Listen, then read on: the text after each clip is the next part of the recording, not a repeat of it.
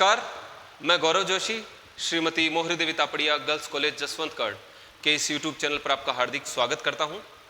हम पढ़ रहे हैं माल एवं सेवा कर गुड्स एंड सर्विसेज टैक्स और इसमें हम पढ़ रहे हैं फुटकर कार्य एवं इसकी प्रक्रिया, job work and it's procedure. इस चैप्टर का एक प्रैक्टिकल क्वेश्चन सोल्व करेंगे आज की क्लास में। क्वेश्चन है, आर लिमिटेड ने 25/10/2019 को आर.एन. कंपनी को कुछ इनपुट्स इन पर आगे काम करने के लिए भेजे। तो आर लिमिटेड द्वारा आर.एन. कंपनी को कोई इनपुट्स यानी कि कोई कच्चा माल भेजा गया है उस पर आगे काम करने के लिए, उस पर आगे कोई प्रोसेसिंग करने के लिए। तो जो आर लिमिटेड है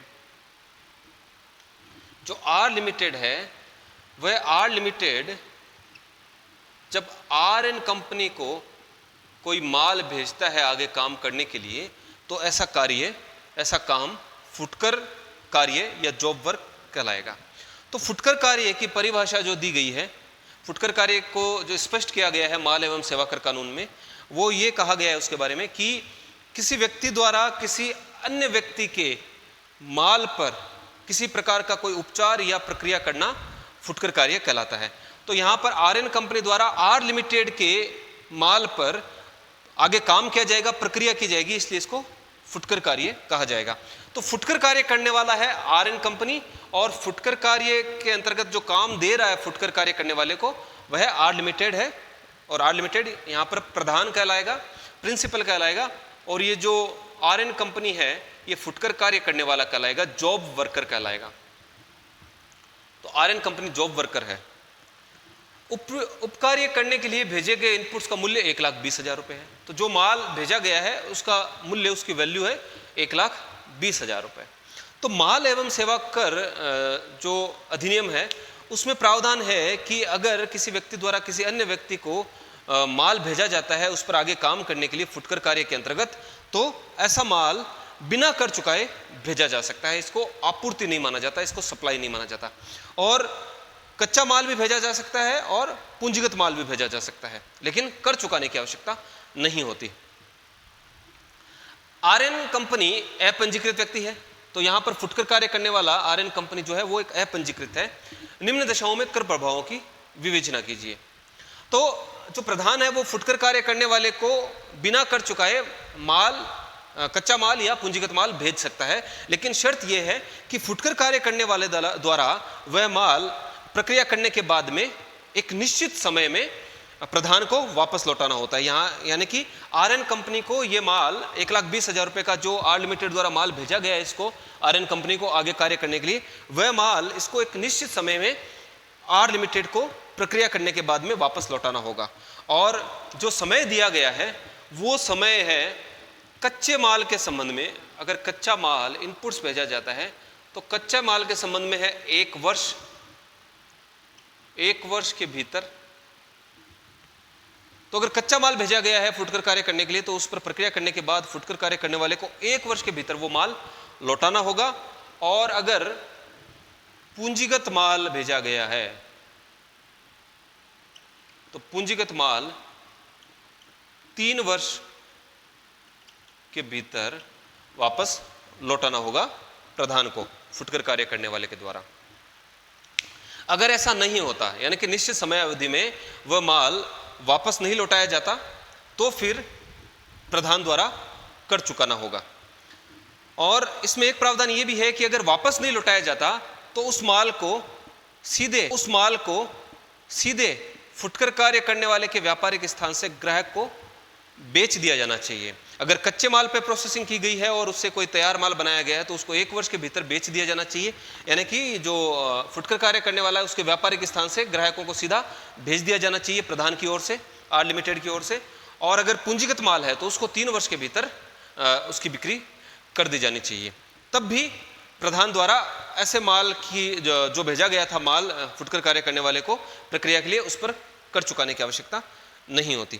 अगर इस समय अवधि में ना तो वापस लौटाया जाता है ना ही ग्राहकों को बेचा जाता है तो फिर जो प्रधान है, प्रधान के द्वारा जो फुटकर कार्य करने वाले को जो माल भेजा गया था आगे प्रक्रिया करने के लिए उसको आपूर्ति मान लिया जाएगा और उस पर फिर कर दायित्व उत्पन्न हो जाता है प्रधान द्वारा। प्रधान को उस पर कर चुकाना होगा।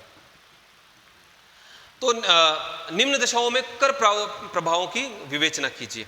तो पहली जो दशा दी गई है, पहली जो सिचुएशन दी गई है वो ये है कि आरएन कंपनी प्रसंस्कृत माल को 28/1/2020 यानी कि 28 जनवरी 2020 को आर लिमिटेड को वापस भेज देता है। तो 25/10/2019 को माल भेजा गया आर लिमिटेड द्वारा 1,20,000 रुपए का, 1,20,000 रुपए का माल भेजा गया आरएन कंपनी को, और उस पर प्रक्रिया करने के बाद में 28/1/2020 को आर लिमिटेड को वो आरएन कंपनी वापस भेज देती है। पहली जो सिचुएशन है वो ये है।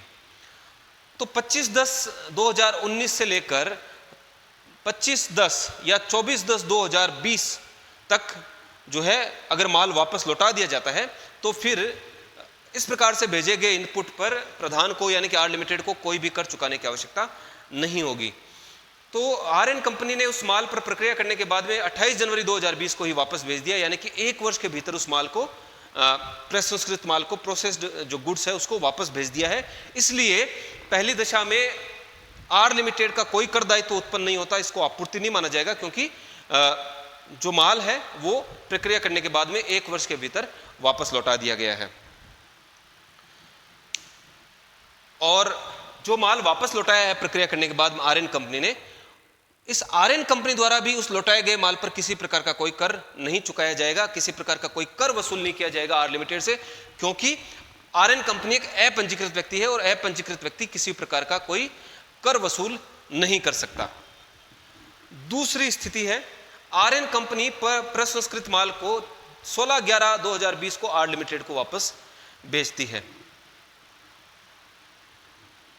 25/10/2019 को यानी कि 25 अक्टूबर 2019 को आर लिमिटेड द्वारा आरएन कंपनी को माल भेजा गया और इसको 25 अक्टूबर 2020 यानी कि 25/10/2020 से पहले इसको वापस लौटा देना था, लेकिन इस माल को वापस लौटाया गया है आरएन कंपनी द्वारा 16 नवंबर 2020 यानी कि 16/11/2020 को भेजा गया है, इसलिए 1 वर्ष के बाद वापस भेजा गया है। तो कच्चे माल को 1 वर्ष के भीतर लौटा दिया जाना चाहिए था, लेकिन 1 वर्ष के बाद लौटाया गया है, इसलिए अब प्रधान का यानी कि आर लिमिटेड का कर दायित्व उत्पन्न हो जाता है। फुटकर कार्य के अंतर्गत किसी व्यक्ति द्वारा किसी अन्य व्यक्ति को बिना कर चुकाए माल भेजा जा सकता है, लेकिन शर्त यह है कि अगर कच्चा माल भेजा गया है तो उसको वापस 1 वर्ष के भीतर लौटा दिया जाना चाहिए, और अगर पूंजीगत माल भेजा है तो 3 वर्ष के भीतर वापस लौटा दिया जाना चाहिए। तो यहाँ पर कच्चा माल 1 वर्ष के बाद लौटाया गया है, इसलिए 1 वर्ष के बाद लौटाए जाने की स्थिति में आर लिमिटेड ने आरएन कंपनी को जो 1,20,000 रुपए का जो इनपुट्स आगे काम करने के लिए भेजा था उसको आपूर्ति मान लिया जाएगा, और आपूर्ति की तिथि मानी जाएगी 25/10/2019। ऐसा माना जाएगा कि आर लिमिटेड ने आरएन कंपनी को 1,20,000 रुपए के माल की आपूर्ति की है, माल की बिक्री की है 25/10/2019 को, और आर लिमिटेड को इस पर कर चुकाना होगा। तो 1,20,000 प्लस जीएसटी, 1,20,000 रुपए मूल्य का माल इनपुट्स भेजा है आगे प्रक्रिया करने के लिए, तो 1,20,000 पर जो इस माल पर जो जीएसटी की दरें हैं, जीएसटी की जो रेट्स हैं, उस हिसाब से आर लिमिटेड को, सरकार को कर चुकाना होगा, और यह कर आरएन कंपनी से वसूल किया जाएगा। तो अगर 1 वर्ष के बाद यानी कि 16/11/2020 को भेजा जाता है तो आर लिमिटेड का कर दायित्व उत्पन्न होता है और 1,20,000 पर इसको कर चुकाना होगा, और वह कर वसूल किया जाएगा आरएन कंपनी से। और आरएन कंपनी अभी इस क्वेश्चन में तो अपंजीकृत व्यक्ति है, इसलिए जो इनपुट पर जो कर वसूल किया जाएगा या इनपुट पर जो कर चुकाया जाएगा आरएन कंपनी के द्वारा, उस इनपुट पर कर की जमा प्राप्त नहीं कर सकेगा। लेकिन अगर आरएन कंपनी पंजीकृत व्यक्ति होता तो इस इनपुट पर चुकाए गए कर की जमा यानी कि इनपुट टैक्स क्रेडिट का वो फायदा उठा सकता था। तो आज की क्लास में इतना ही। मैं आशा करता हूं कि आज की क्लास में हमने जो क्वेश्चन सोल्व किया है वो आपको अच्छे से समझ में आया होगा। इस वीडियो को लाइक कीजिए, शेयर कीजिए, हमारे YouTube चैनल को सब्सक्राइब कीजिए। धन्यवाद।